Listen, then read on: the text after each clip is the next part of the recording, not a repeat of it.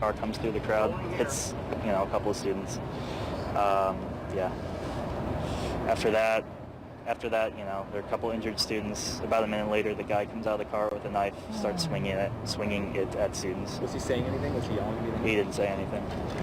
We're getting a clearer picture of the chaos that unfolded on the OSU campus today. 11 people recovering tonight after an unprovoked attack. The attacker, Abdul Razak Ali Artan, was of Somali descent, and as we've been telling you, he was vocal about what he called the mistreatment of Muslims. Tonight, the Muslim community is responding. Rob Wells is live on campus with what they're saying. Rob? Yolanda, sad, stunned, and confused. Those were the words that I kept hearing over and over tonight at a press conference held by the Somali and Muslim community here in Central Ohio. They have a lot of questions about the violence that broke out here this morning at OSU, like so many of us still do tonight. Now, even more concerns over the future of race relations right here in Central Ohio. Like all of our fellow Columbus citizens, we are saddened and heartbroken by these senseless acts of violence. Words of sorrow and concern from the Council on American Islamic Relations over the violence at OSU.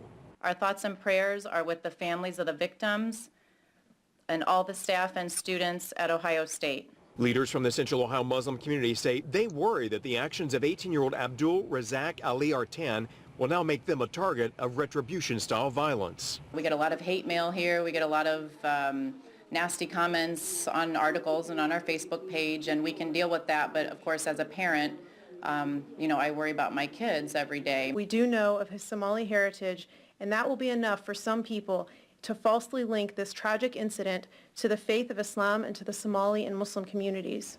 This after police say that Artan drove his car into a group of OSU students, then attacked them with a butcher knife before being fatally shot by an OSU police officer. It does not represent the beautiful culture and values of the Somali community, and it has nothing to do with the tradition of our Prophet. Diversity is our strength, and weakness and division is going to make us fall.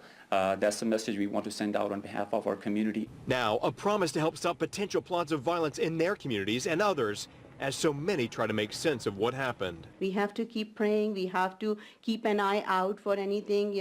If you see something, you have to say something. Policy is a good policy. We are stronger unified rather than divided.